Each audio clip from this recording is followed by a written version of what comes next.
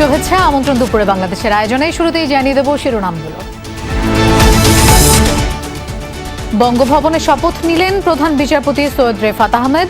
রাষ্ট্রপতির কাছে শপথ নিয়েছেন আরো 2 উপদেষ্টা।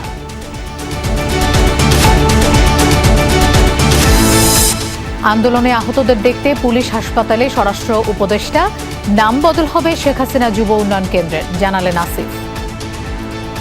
যে ব্যক্তি আসুন সে ওই সিস্টেম ফলো করার মাধ্যমে এই যে দুর্নীতির কথা বলছেন কিংবা অনিয়মের কথা বলছেন সেগুলো যেন আর কখনোই ফিরে না আসতে পারে।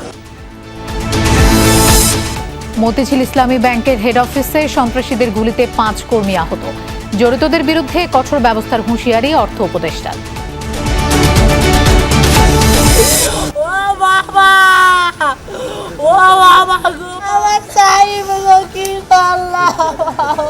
সকালে নামাজ পড়লে শালি খুঁজি পোলা কোথায় আসবে, কিন্তু কোথায় দেয়নি আমি। গণ অভ্যুত্থানে নিহত অনেকের খবর আসেনি গণমাধ্যমে, আক্ষেপ পরিবারগুলোর।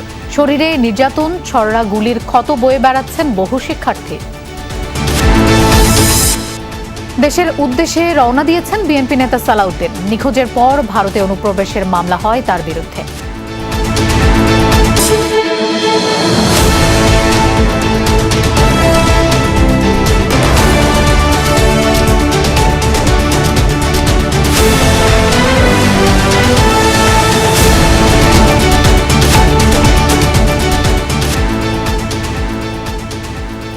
দেখছিলেন শিরোনামগুলো। এছাড়াও দেশ বিদেশের আরো খবর নিয়ে দুপুরের বাংলাদেশে আপনাদের সঙ্গে থাকছি আমি মৌসুমী আহমেদ লোপা। ছাত্র জনতাকে গুলি করে হত্যা করেছে পুলিশ। দেশে অথবা বিদেশে যেখানেই থাকুক না কেন এই পুলিশকে হত্যার হুকুমদাতার বিচার করা হবে, এসব কথা জানিয়েছেন স্বরাষ্ট্র উপদেষ্টা অবসরপ্রাপ্ত brigadier general doctor Sakhawat Hossain. Rajarbagh কেন্দ্রীয় পুলিশ লাইন্স হাসপাতালে চিকিৎসাধীন আহত পুলিশ সদস্যদের খোঁজ খবর নেয়ার পর এসব কথা বলেন তিনি। সাখাওয়াত হোসেন বলেন, পুলিশকে দিয়ে আর রাজনীতি করানো যাবে না, লাঠিয়াল বাহিনী হিসেবে ব্যবহার করা যাবে না। তিনি বলেন, ছাত্রদের দুষ্কৃতিকারী বলা মিডিয়ার মালিকদের বিচার হবে। বলেন, মিডিয়া সত্য তুলে ধরলে দেশটার এই অবস্থা হতো না।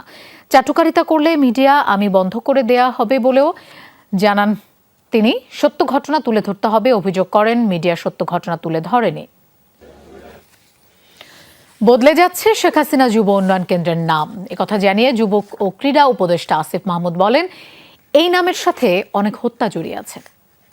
অন্যান্য যেখানে শেখ হাসিনা নাম আছে তাও মুছে ফেলা হবে বলে জানান তিনি। সকালে আসিফ মাহমুদ বলেন, আইন শৃঙ্খলা পরিস্থিতি গুরুত্বপূর্ণ, এজন্য নারী টি-20 বিশ্বকাপের আয়োজন হুমকির মুখে। এছাড়াও তিনি বলেন, বিসিবি স্বায়ত্তশাসিত প্রতিষ্ঠান, চাইলেই সেখানে যা ইচ্ছা তা করা সম্ভব নয়। আইনের মধ্যে থেকে যা করার সবটাই করা হবে বলে জানান তিনি। আসিফ জানান, দেশের বিভিন্ন খাত ঢেলে সাজাতে হবে, দুর্নীতি যেন আর না হয় তা খেয়াল রাখা হবে। সচিবালয়ে ডাক ও টেলিযোগাযোগ আইসিটি উপদেষ্টা নাহিদ হোসেন জানিয়েছেন, ইন্টারনেট শাটডাউনে জড়িতদের বিরুদ্ধে ব্যবস্থা গ্রহণ করা হবে। সকালে সচিবালয়ে তিনি একথা জানান। বলেন, কথায় কথায় ইন্টারনেট বন্ধ করা চলবে না। তারুণ্য নির্ভর আইসিটি খাত গঠনে কাজ করবে বলেও জানান তিনি। ইন্টারনেট ব্যবহারটা কিন্তু এটা একটা ডিজিটাল রাইটস পরিণত হয়েছে, এটা একটা মানবাধিকারের বিষয়।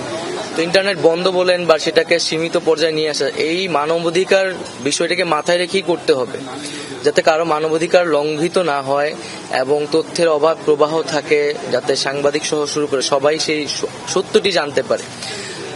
তবে আমি আজকে চেষ্টা করব প্রথম দিনই যে গত আন্দোলনে যে ডিজিটাল ক্র্যাকডাউন আমরা বলেছি ইন্টারনেট বন্ধ করে, তার তদন্তের জন্য আজকে আমি ব্যবস্থা নেব যে কেন এই ঘটনাটি ঘটেছিল এবং কারা সেটার সাথে জড়িত ছিল।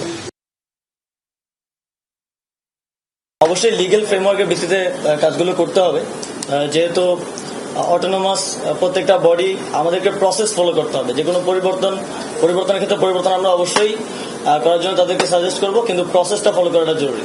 যে ব্যক্তি আসুন সে ওই সিস্টেম ফলো করার মাধ্যমে এই যে দুর্নীতির কথা বলছেন কিংবা অনিয়মের কথা বলছেন সেগুলো যেন আর কখনোই ফিরে না আসতে পারে।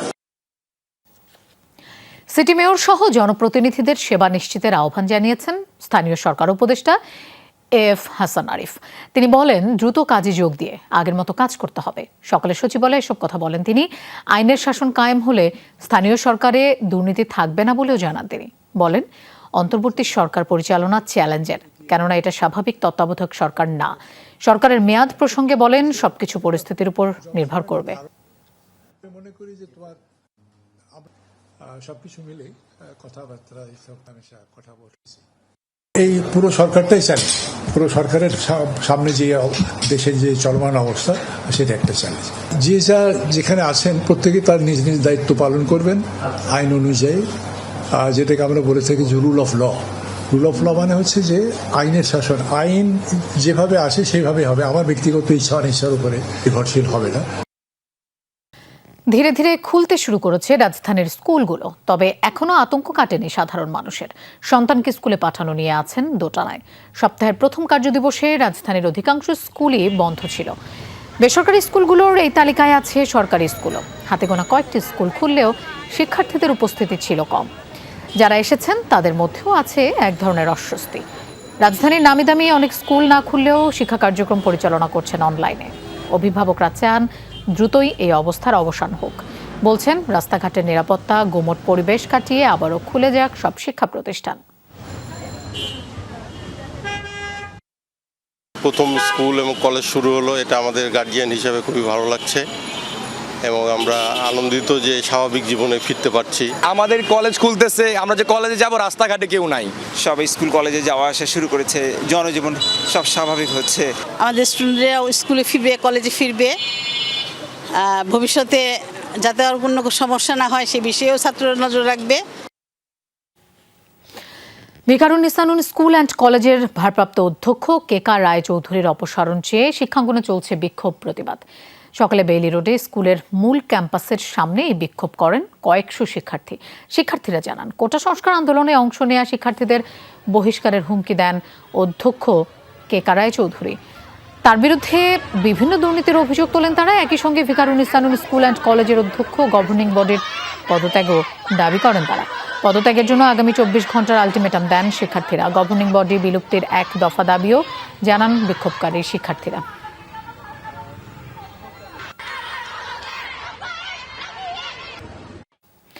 সারা দেশে 5 শতাধিক থানা সচল হলেও সীমিত পরিসরে চলছে কার্যক্রম।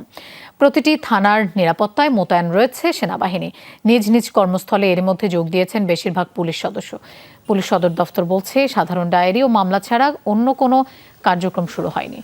অনেক জায়গায় থানাসহ পুলিশি নানা স্থাপনা ক্ষতিগ্রস্ত, সেগুলো দ্রুত মেরামত শেষে কার্যক্রম স্বাভাবিক করার চেষ্টা চলছে। সারা দেশে 639টি থানা রয়েছে।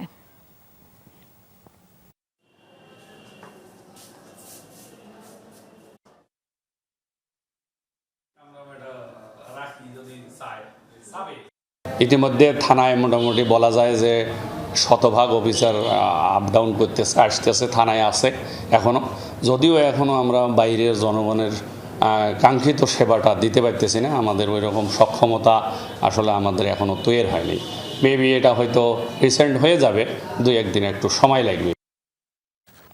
ইসলামী ব্যাংকে এক ধরনের অস্থিরতা বিরাজ করছে, সেখানকার পরিস্থিতি আমরা জানবো। আমাদের সাথে সরাসরি যোগ দিচ্ছেন আলমগীর হোসেন। আলমগীর, ব্যাংকের ভেতরে এই মুহূর্তে কি অবস্থা দেখছেন একটু জানতে চাই, একটু দেখতেও চাই। মালিকানা পরিবর্তন হয় এবং এটি এস আলম গ্রুপ এই ব্যাংকটি দখলে নেয়। এরপর থেকে আসলে তাদের দখলেই ছিল এবং এই সময়ে বিভিন্ন ভাবে এই ব্যাংকটি লুটপাট হয়েছে। এই ব্যাংকটি ঋণের নামে টাকা হাতিয়ে নেওয়া হয়েছে, অনেক টাকা আত্মসাৎ করা হয়েছে। পাশাপাশি যেসব কর্মকর্তা কর্মচারী রয়েছে তারা বলছেন যে তাদের সাথে নানা ধরনের বৈষম্য করা হয়েছে, তাদেরকে নানাভাবে হয়রানি হতে হয়েছে। এই সময়ে মূলত এই যে পট পরিবর্তনের পরেই তারা এইটির প্রতিবাদ জানাতে শুরু করে এবং তারা যেটি বলছেন আজকের যে সকালে যে ঘটনাটি ঘটেছে এবং এই ব্যাংকের যেসব কর্মকর্তা কর্মচারী রয়েছে তারা বলছেন যে আমরা আগে থাকতেই জানতে পেরেছিলাম যে এই পট পরিবর্তনের পরে তারা যে প্রতিবাদটি জানিয়ে আসতে গেল কয়েকদিন ধরে, এটিকে প্রতিহত করতে এবং ব্যাংকটিকে পুনরায় তাদের নিয়ন্ত্রণের মধ্যে নিতে সকালে তারা হয়তো ব্যাংকটি দখলের জন্য আবার আসবেন। এই ধারণা থেকে আসলে ইসলামী ব্যাংকের যেসব কর্মকর্তা কর্মচারী রয়েছেন তারা সকালে আসলে ব্যাংকের সামনে অবস্থান নেয় এবং প্রতিবাদ জানাতে থাকে। এর মধ্যে আসলে এস আলমের তারা যেটি দাবি করছেন এই ব্যাংকের কর্মকর্তা কর্মচারীরা যে এস আলমের গ্রুপটি সকালে এসে ব্যাংকে তাদের উপরে হামলা করে এবং তাদের 5-6 জন গুলিবিদ্ধ হয় এবং এই যে পাশে দেখতে পাচ্ছেন যে জায়গাটি পলিথিন দিয়ে ঢাকা রয়েছে, এখানে আসলে যাদেরকে গুলি করা হয়েছে তাদের সেই রক্তের দাগটি তারা সংরক্ষণ করছেন আলামত হিসেবে। এবং এরপর থেকে আসলে ইসলামী ব্যাংকের যেসব কর্মকর্তা কর্মচারী রয়েছেন তারা অনেকেই এখনো বাইরে অবস্থান করছেন এবং তারা যেটি বলছেন যে এই ব্যাংকটি তারা গেল 2017 সালের পর থেকে যেভাবে লুটপাট হয়েছে সেটি তারা আর হতে দিবেন না এবং এই ব্যাংকটিকে যেভাবে যে কোনো মূল্যেই তারা রক্ষা করবেন সেটা রক্ষা করার জন্যই আসলে তারা এই সামনে অবস্থান করতেন। তো এখন আসলে দুই পক্ষ নেই, এখন শুধু ব্যাংকের যেসব কর্মকর্তা কর্মচারী রয়েছেন এবং তারাই ব্যাংকের সামনে অবস্থান করতেন এবং এস আলমের যে পক্ষটি সকালে তাদের উপর আক্রমণ করেছিলেন তারা আসলে তাদের প্রতিরোধের মুখে এখান থেকে সরে গেছেন। লোপা আলমগীর, আপনাকে ধন্যবাদ আমাদের সাথে যোগ দেওয়ার জন্য। ইসলামী ব্যাংকে গোলাগুলির বিষয়ে অর্থ উপদেষ্টা অবহিত হয়েছেন, বললেন জড়িতদের বিরুদ্ধে কঠোর ব্যবস্থা নেওয়া হবে। কোনো কেউই আইনের বাইরে থাকবে না, যে কেউ যদি করে থাকে ইমিডিয়েটলি তাদের আইনত অ্যাকশন নিতে হবে, যেই হোক। আপাত দৃষ্টিতে যেটা করে থাকে, আমি তো এককালে ম্যাজিস্ট্রেট ছিলাম, যে করেছে তাকে ধরে, তারপরে কে করেছে না করেছে, কিন্তু যারা ডিস্টার্ব সে করে ক্রিয়েট করেছে কেউ, নোবডি ইজ অ্যালাউড। গোটা দেশকে অস্থিতিশীল করার জন্য একটা মহল ষড়যন্ত্র করছে বলে অভিযোগ করেছেন বিএনপির সিনিয়র যুগ্ম মহাসচিব রুহুল কবির রিজভী। ঢাকা মেডিকেল কলেজ হাসপাতালে আহতদের সঙ্গে সাক্ষাৎ শেষে এই অভিযোগ করেন তিনি। বলেন, সেনাবাহিনীর গাড়িতে যারাই আগুন দিচ্ছে এটা কোনো গণতান্ত্রিক মানুষের কাজ হতে পারে না দাবি করে রিজভী বলেন, বিএনপি সহ আন্দোলনকারী কেউ সংখ্যালঘুদের উপর হামলা চালাতে পারছে না। সজীব ওয়াজেদ জয় আবুল তাবুল বক্তব্য রাখছেন বলেও মন্তব্য করেন রিজভী। অন্তর্বর্তীকালীন সরকারের সকল কর্মকাণ্ডের প্রতি বিএনপির পূর্ণ সমর্থন রয়েছে বলে জানান দলটির এই সিনিয়র নেতা। দীর্ঘ 9 বছর পর দেশে ফিরতে দিল্লি থেকে ঢাকার উদ্দেশ্যে রওনা দিয়েছেন বিএনপির স্থায়ী কমিটির সদস্য সালাউদ্দিন আহমেদ। রোববার দুপুর 2টা নাগাদ হযরত শাহজালাল আন্তর্জাতিক বিমানবন্দরে নামার কথা রয়েছে তার। গেল সপ্তাহে তাকে ট্রাভেল পাস দেওয়া হয়েছে, এমন তথ্য শনিবার গণমাধ্যমকে নিশ্চিত করেন বিএনপির মিডিয়া সেলের সদস্য শায়রুল কবির খান। 2015 সালের 10 মার্চ রাজধানীর উত্তরা থেকে নিখোঁজ হন সালাউদ্দিন। সেই বছরই 3 মাস পর ভারতের মেঘালয়ে স্থানীয় পুলিশ তাকে উদ্ধার করে। সে সময় বিবৃতিতে জানানো হয়, শিলংয়ে উদ্ভ্রান্তের মতো ঘোরাঘুরি করার সময় স্থানীয়রা পুলিশকে ফোন করে বৈধ নথিপত্র না থাকায় ওই বছর 22 জুলাই তার বিরুদ্ধে আনা হয় ভারতে অনুপ্রবেশের অভিযোগ। 2018 সালে নিম্ন আদালতে এবং 2023 সালে আপিল বিভাগে এই মামলা থেকে খালাস পান সালাউদ্দিন আহমেদ।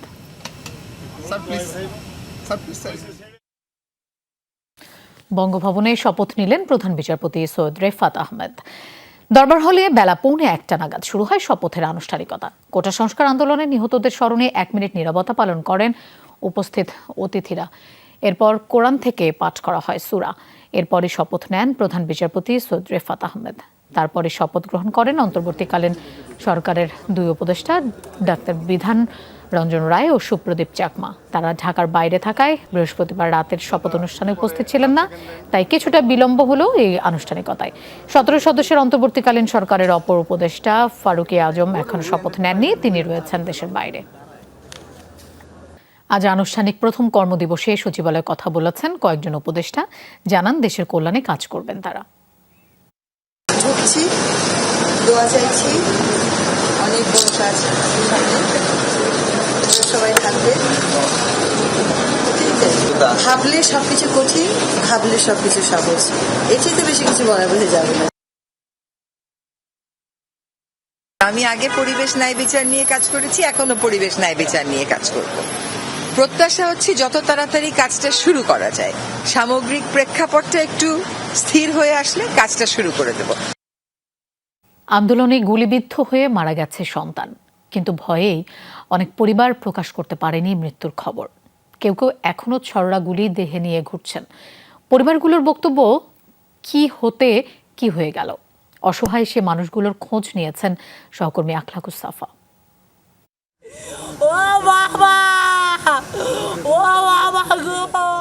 কবরে ঘুমিয়ে থাকা ছেলেকে আরো একবার ছুঁয়ে দেখার চেষ্টা, একমাত্র সন্তানকে হারিয়ে ব্যাকুল মায়ের আহাজারি। জীবিকা নির্বাহে বিদেশে যাবে বলে ওয়ার্কশপে প্রশিক্ষণ নিচ্ছিল 21 বছরের সাইম। মিছিলে গিয়ে আর ফেরেনি টকবগে তরুণ সাইম হোসেন আলিফ। 19 জুলাই শুক্রবার বন্ধুদের সাথে যাত্রাবাড়ির কাজলা এলাকায় আন্দোলনে ছিল, সেখানেই গুলিবিদ্ধ হয়ে সাথে সাথে মারা যায় ছেলেটি। এত রক্ত আমি দেখা ওই জায়গায় আমি আপনি কথা বলে না, কোনো কিছু বলতেছে না। আমি এত ডাকি যাইম যাইম, উঠো তুমি। সকালে নামাজ পড়লে শালি খুঁজি পোলা কোথায় জানি আসবে, কিন্তু কোথাও দেয়নি আমি। 500 টাকা চাইছি, আমি 500 টাকা রাখছি পকেটে রাখছি, যে আসবে দিয়ে দেবো। মানে ছেলেদের সাথে যে যাবে তা ভাবতেও পারিনি। ছেলে গুলিবিদ্ধ হয়েছে এ খবরে ঢাকা মেডিকেল কলেজ হাসপাতালে ছুটে যান বাবা মা। স্পটেই মারা যাওয়ায় খুব একটা গুরুত্ব পাচ্ছিল না তার লাশটা, তাই নেওয়া হয়নি মৃত্যু সনদও। আন্দোলনে আমার ছেলেটা শেষ হয়ে গেল, জীবন দিল, রক্ত দিল। আমি একটু কেউ জানাইতেও পারলাম না, আমি কোনো জায়গায় নিতেও পারি নাই, কারফু দিয়া দিছে। আমি আমার ছেলের নিয়ে বারিন্দায় দাপড়াইছি, কিভাবে সহ্য করব, কিভাবে আমি এই ছেলের। এই আন্দোলনে সাইমের মতো এমন অনেকেই আছেন, বিশেষ করে 18 এবং 19 জুলাই যারা গুলি খেয়ে সেখানে নিহত হন, কিন্তু শেষমেশ আর হাসপাতালের কোনো রেকর্ডে যাদের আর নাম পাওয়া যায়নি। এমন অনেকেই এখন আর পৃথিবীতে নেই। তাদের পরিবারগুলোর কি অবস্থা সাইমের মার দিকে তাকালেই বোঝা যায়। এইখানে জি, এখানে আরেকটা হচ্ছে কপালে, এই যে এখনো দেখা যাচ্ছে, এই যে ধরাও যায়, এই যে এইখানেরটা রয়ে গেছে না? হ্যাঁ, এই যে ধরা যায়, এই যে এই যে হ্যাঁ ধরা যায়। একই দিন কাজলা এলাকায় একাধিক ছররা গুলি লাগে দুই ভাই জিসান আর জিদানের, যার একটি এখনো রয়ে গেছে জিদানের চোখের উপর।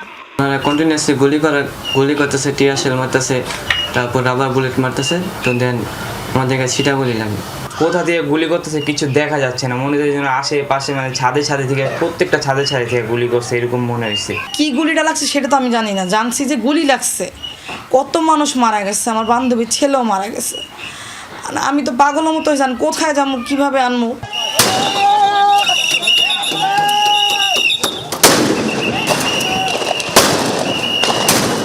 19 জুলাই যাত্রাবাড়ি এলাকায় দফায় দফায় চলা সংঘর্ষ, টিয়ার শেল আর গুলিতে শুধু ঢাকাতেই প্রাণ যায় 85 জনের। আহতরা এখনও বিভিন্ন হাসপাতালে। আখলাকুস সাফা, যমুনা নিউজ, ঢাকা। দেশ সংস্কারে বেশ সচেতন তরুণ প্রজন্ম, তাই দ্রোহের ভাষা দেয়ালে দেয়ালে ছড়িয়ে দিচ্ছে শিক্ষার্থীরা। একটাই প্রত্যাশা, আর কোনো অরাজকতা হবে না প্রিয় স্বদেশে। অন্যায় রুখে দিতে সবাই দৃঢ় প্রতিজ্ঞ। তরুণদের স্বপ্নের কথা জানাচ্ছেন লামিয়া তিথি, আর ক্যামেরায় ছিলেন তানভীর মোর্শেদ।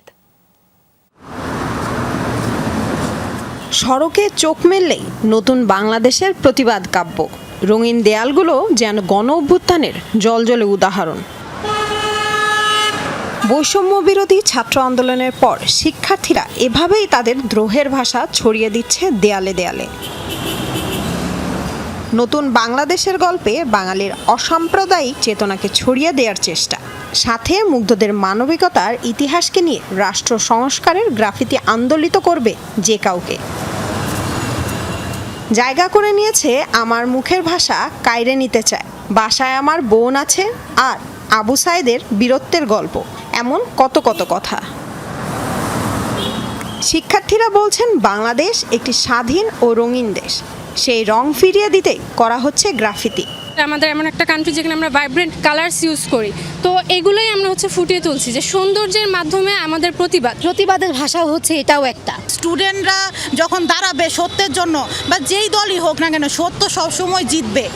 শিক্ষার্থীরা আরও বলছেন সহপাঠীদের ত্যাগ যেন ভুলণ্ঠিত না হয়, সেজন্যই স্মৃতি ধরে রাখার চেষ্টা। সেই সাথে দেখতে চান অরাজকতা মুক্ত নতুন এক দেশ। পরবর্তী যেই সরকার আমাদের দেশ পরিচালনা করতে আসবে, ওনারা এগুলো পড়ুক, দেখুক, এই জ্ঞানটা নিয়ে আসুক যে কোনো রকম স্বৈরাচার আমাদের দেশে চলবে না। আমাদের এদেশের প্রত্যেকটা দেয়ালে আমাদের কথা থাকবে, দেশের কথা থাকবে। দুর্নীতিমুক্ত একটি সৎ দেশ হিসেবে তুলে ধরার জন্য আমরা এগুলো আর কি লিখছি। অভিভাবকরাও তাদের সন্তানদের নিয়ে আসছেন গ্রাফিতি করার জন্য। বলছেন অন্যায়ের বিরুদ্ধে প্রতিবাদ করতে শিখিয়েছে বর্তমান প্রজন্ম। আমরা নতুন একটা আলোর দিকে যাচ্ছি, যে এবং সেই আলোয় হয়তো আমাদের সামনে ভালো কিছু দেখাবে। এই প্রজন্ম আমাদেরকে দেখিয়ে দিল যে কিভাবে কি করা যায়, দেশকে কিভাবে সামনে আগানো যায়। রং তুলির আঁচড়ে অগোছালো চিন্তাগুলোকে এক সুতোয় বাঁধছে তরুণরা। দেশে আর কোনো অন্যায় দেখতে চান না তারা, প্রয়োজন হলে আবারও রুখে দাঁড়ানোর ব্যাপারে দৃঢ় প্রতিজ্ঞ। লামিয়া তিথি, যমুনা নিউজ, ঢাকা। মিয়ানমারের আরাকানে বিদ্রোহী আর জান্তার সংঘর্ষের গতিপথ ঠিক হয়নি এখনো। প্রশ্ন হচ্ছে, যদি বিদ্রোহীরা আরাকান রাজ্য দখলে নেয় তাহলে কি নিজ দেশে ফিরতে পারবেন রোহিঙ্গারা? জোরপূর্বক বাস্তুচ্যুত এই সম্প্রদায়ের নেতা আর বিশ্লেষকদের সঙ্গে কথা বলে এই প্রশ্নের উত্তর জানার চেষ্টা করা হয়েছে। কক্সবাজার টেকনাফ সীমান্ত এবং রোহিঙ্গা সমস্যা নিয়ে সহকর্মী রিয়াজ রায়হানের ধারাবাহিকের শেষ পর্ব আজ। আর ক্যামেরায় ছিলেন লুৎফর রহমান। নাইখংছড়ির তমরু, ঘুমধুম, উখিয়ার পালংখালী আর টেকনাফের নীলা হোয়াইকং সীমান্ত। চলতি বছরের ফেব্রুয়ারিতে তুমুল সংঘর্ষের পর এই সীমান্তের প্রায় সবকটি ক্যাম্প মিয়ানমারের সীমান্তরক্ষী বাহিনীকে হটিয়ে দখলে নেয় বিদ্রোহী আরাকান আর্মি। জান্তা বিদ্রোহী সংঘর্ষ শুরুর পর আরাকান আর্মির পাশাপাশি মাঠে নামে রোহিঙ্গাদের সশস্ত্র সংগঠন আরসা, আরএসও। অনেক সাধারণ রোহিঙ্গাকেও দেখা গেছে নিজেদের ভূমি উদ্ধারের লড়াইয়ে।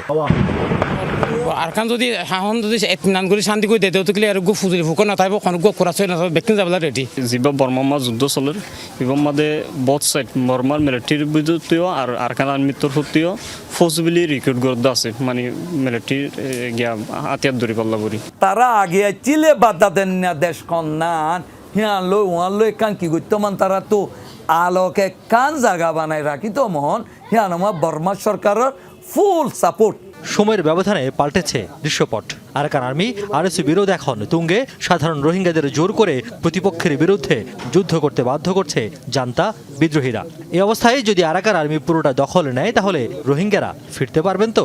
রোহিঙ্গারা সেখানে আসলে উভয় পক্ষ দ্বারা ব্যবহৃত হচ্ছে মানব ঢাল হিসাবে। যে পয়েন্টটা গুরুত্বপূর্ণ সেটা হচ্ছে রোহিঙ্গাদের মানে গ্রামে হামলা করেছে কিছুদিন আগে, আপনি জানেন, আরাকান আর্মি। কারণ রোহিঙ্গাদেরকে তারা অনেক রোহিঙ্গাদেরকে বলে বাঙালি সন্ত্রাসী। বিশ্লেষকরা বলছেন বিগত সময়ের তুলনায় মিয়ানমারের জাতিগত বিরোধে বেড়েছে কয়েকগুণ। দৃশ্যমান নয় জাতীয় ঐক্যের সরকারের কার্যকারিতা। তাই বিশ্ব সম্প্রদায়ের হস্তক্ষেপ ছাড়া কারো একক নিয়ন্ত্রণে থাকলে রোহিঙ্গাদের জন্য আরাকানে ফেরা নিরাপদ নয়। চলমান পরিস্থিতিতে বিবাদমান গোষ্ঠীগুলোর অস্ত্র আর অর্থের উৎসের মধ্যেই রোহিঙ্গা সমস্যার অনেক সমাধান লুকিয়ে আছে বলে মনে করেন বিশ্লেষকরা। এটা কিন্তু আগে থেকেই ধারণা করা যাচ্ছিল যে এদের মধ্যে আসলে নিজেদের মধ্যে কতটা ঐক্য থাকবে। এখন ধরো যে ন্যাশনাল ইউনিটি গভর্নমেন্ট যখন তারা বিতাড়িত হয়েছে, সামরিক জাতীয় ক্ষমতা এসছে, অবশ্যই তাদের একটা অবস্থান তৈরি করা দরকার এবং তারাও কিন্তু তখন বলেছে যে আমরা রোহিঙ্গাদের স্বার্থে কাজ করব বা কথা বলবো। আমরা গত এক বছরের মধ্যে দেখেছি আরএসও সেখানে বক্তব্য দিয়েছে যে যদি আমরা ক্ষমতায় আসতে পারি আমরা রোহিঙ্গাদেরকে সেখানে তাদের অধিকার দেব। এই ক্ষেত্রে মনে হয় যে এগুলো আসলে হচ্ছে যে একটা পাওয়ার প্লে। এখানে রোহিঙ্গাদেরকেও একটা ব্যবহার করার একটা জায়গা, যেটা তারা বিভিন্ন সময় হয়েছে। এদিকে সামরিক জান্তা বিদ্রোহী সংঘর্ষে মাঝে মধ্যেই দুপক্ষের সদস্যরা বাংলাদেশের সীমান্তরক্ষী বাহিনীর কাছে আশ্রয় নিচ্ছে প্রতিপক্ষের হামলায় টিকতে না পেরে। মিয়ানমারের সামরিক জান্তা বিদ্রোহীদের মধ্যে চলমান সংঘর্ষের শুরুর দিকে প্রত্যাবাসন নিয়ে আশাবাদী হয়ে উঠছিলেন রোহিঙ্গারা। কিন্তু সংঘর্ষের বিভিন্ন পর্যায়ে নানা ঘটনার পর এখন তারা বলছেন যদি এই আরাকান রাজ্যটি পুরোপুরি আরাকান আর্মির দখলে চলে যায় তাহলে তাদের প্রত্যাবাসন বা নিজ দেশে ফিরে যাওয়ার যে সম্ভাবনা সেটি একেবারেই বন্ধ হয়ে যাবে। কারণ হিসেবে ধর্মীয় বিরোধকে সামনে আনছেন রোহিঙ্গা নেতারা। রিয়াজ রায়হান, যমুনা নিউজ, উখিয়া, কক্সবাজার। ইন্টারনেট শাটডাউনে জড়িতদের বিরুদ্ধে ব্যবস্থা গ্রহণ করা হবে, এমনটা জানিয়েছেন ডাক, টেলিযোগাযোগ ও আইসিটি উপদেষ্টা নাহিদ হোসেন। সকালে সচিবালয়ে তিনি কথা জানান। বলেন, কথায় কথায় ইন্টারনেট বন্ধ করা চলবে না, তারুণ্য নির্ভর আইসিটি খাত গঠনে কাজ করা হবে, সেটিও জানান তিনি। বলেন, কোনো প্রকার দুর্নীতিকে প্রশ্রয় দেয়া হবে না। ব্যবহারটা কিন্তু মানে এটা একটা ডিজিটাল রাইটস পরিণত হয়েছে, এটা একটা মানবাধিকারের বিষয়। তো ইন্টারনেট বন্ধ বলেন বা সেটাকে সীমিত পর্যায়ে নিয়ে আসা, এই মানবাধিকার বিষয়টাকে মাথায় রেখেই করতে হবে, যাতে কারো মানবাধিকার লঙ্ঘিত না হয় এবং তথ্যের অবাধ প্রবাহ থাকে, যাতে সাংবাদিক সহ শুরু করে সবাই সেই সত্যটি জানতে পারে। তবে আমি আজকে চেষ্টা করবো প্রথম দিনই যে গত আন্দোলনে যে ডিজিটাল ক্র্যাকডাউন আমরা বলেছি ইন্টারনেট বন্ধ করে, তার তদন্তের জন্য আজকে আমি ব্যবস্থা নিব যে কেন এই ঘটনাটি ঘটেছিল এবং কারা সেটার সাথে জড়িত ছিল।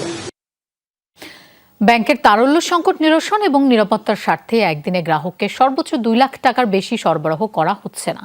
কেন্দ্রীয় ব্যাংক বলছে চলতি সপ্তাহে দৈনিক একজন গ্রাহক সর্বোচ্চ 2 লাখ টাকা তুলতে পারবেন। শনিবার রাতে এই নির্দেশনা দেয়া হয়। তবে গ্রাহক চাইলে যে কোনো পরিমাণ নগদ টাকা স্থানান্তর ও ডিজিটাল লেনদেন করতে পারবেন। শেখ হাসিনা সরকারের পতনের পর নগদ টাকা উত্তোলনের চাপ কিছুটা বেড়ে যায়। এসব অর্থ যাতে কোনোভাবেই অবৈধ কাজে ব্যবহৃত না হয় সেজন্য নগদ টাকা উত্তোলন কিছুটা নিরুৎসাহিত করার সিদ্ধান্ত নেয় বাংলাদেশ ব্যাংক। এর ধারাবাহিকতায় গেল বৃহস্পতিবার 1 লাখ টাকার বেশি উত্তোলনে নিষেধাজ্ঞা দেওয়া হয়। এদিকে দুর্নীতিবাজ সরকারি কর্মকর্তা ও রাজনীতিবিদরা চলমান পরিস্থিতিতে যাতে অর্থ পাচার করতে না পারে এজন্য সন্দেহজনক লেনদেন হলেই ব্যবস্থা নেওয়ার নির্দেশ দেওয়া হয়েছে। ফাইন্যান্সিয়াল ইন্টেলিজেন্স ইউনিট এই নির্দেশনা দেয়। পরিচিত এবং স্বজনপ্রীতি দেখানো হলে কঠোর ব্যবস্থা নেওয়া হবে, সতর্ক করেছে সংস্থাটি। রাজধানীর বেশিরভাগ এটিএম মেশিনে টাকা নেই, ফলে কার্যত সেগুলো অচল। এই পরিস্থিতিতে চরম ভোগান্তিতে পড়েছেন রাজধানীবাসী। অনেক বুথ সচল থাকলেও মিলছে না প্রত্যাশিত পরিমাণ অর্থ। গেল সপ্তাহ থেকেই এটিএম সেবায় এই সংকট। ব্যাংকাররা বলছেন সহসাই সংকট কেটে যাবে, গ্রাহকরা আগের মতো সেবা পাবেন। গত কয়েকদিন ধরে অপর্যাপ্ত নিরাপত্তার কারণে এটিএম বুথে টাকা পাঠানো যায়নি। গত 5 আগস্ট সহিংসতা শুরু হলে রাজধানীর অনেক থানায় ভাঙচুর চালানো হয়, করা হয় অগ্নিসংযোগ। এ সময় খালি করে পুলিশ সদস্যরা চলে যায়। সারা দেশে 13,500 বুথ রয়েছে। গ্রামীণ অঞ্চলে ব্যাংকগুলোর এটিএম সেবার পরিমাণ শহরাঞ্চলের তুলনায় বেশ কম। রাজধানীর বাইরেও এটিএম বুথে বিড়ম্বনায় পড়েছেন গ্রাহকরা। 8টা থেকে 10টা বুথে আমি ঘুরছি খুলনায়, কোথাও কোনো টাকা পাই নাই। শুধুমাত্র আপনার নিউ মার্কেট এরিয়ায় একটা বুথে এক লোক এসে কিছু টাকা জমা করে গেছে তার অ্যাকাউন্টে, এরপরে মানে প্রায় 15 থেকে 20 জন ওই টাকাটা তোলার জন্য, মানে এরকম কালকে খুলনার অবস্থা গেছে। এবং সব বুথেই থাকা উচিত এবং এটা মানুষের দরকারের জন্যই, কারণ আমার প্রয়োজনের সময় যদি আমি টাকা না পাই তাহলে তো ব্যাংকে অ্যাকাউন্ট রাখার কোনো মানে নেই। গভীর রাতেও সড়কে অতন্ত্র প্রহরী শিক্ষার্থীরা। তাদেরই আরেকটি দল রাজধানীর কারওয়ান বাজারে করছে মনিটরিং। দাম সহনীয় রাখতে পণ্য পরিবহন, আড়ত, পাইকারি এবং খুচরা পর্যায়ে রসিদ বাধ্যতামূলক করার প্রস্তাব শিক্ষার্থীদের। এদিকে ডাকাত প্রতিহতে সংঘবদ্ধ বিভিন্ন এলাকার বাসিন্দারা। ঘড়ির কাঁটায় তখন রাত 2টা বেজে 15 মিনিট। গভীর রাতেও রাজধানীর বিজয় সরণিতে ট্রাফিক কন্ট্রোল করছে শিক্ষার্থীরা, আর এই ডিউটি চলবে ভোর পর্যন্ত।